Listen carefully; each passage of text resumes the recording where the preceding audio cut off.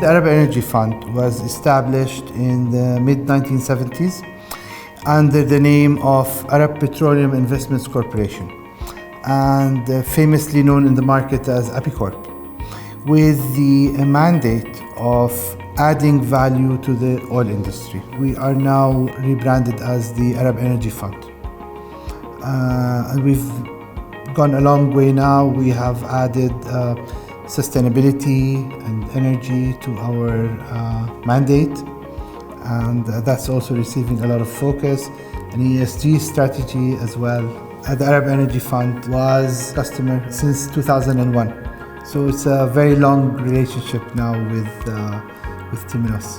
When Temenos announced the new corporate lending product under the AA for facilities lending and club loans, we were very enthusiastic about it because it addressed our points of concern.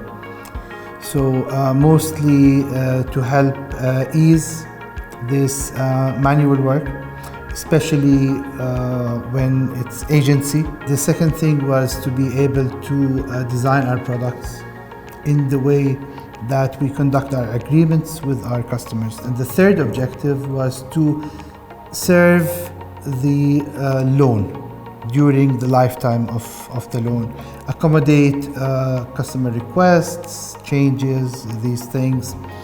We needed the system to be able to accommodate all of this. Finally, we went live in November 24, and the product is the way that we were hoping it would be.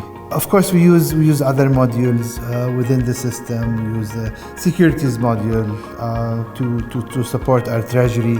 Right now, we are implementing Temenos Payment Hub, and we are looking into many things to do next year. I believe AI will be the main focus now moving forward because of the productivity gains, less mistakes, increased accuracy. Your people can focus on the things that they really need to focus on, while the RPA and the AI will do the things that are more, let's say, trivial but time consuming.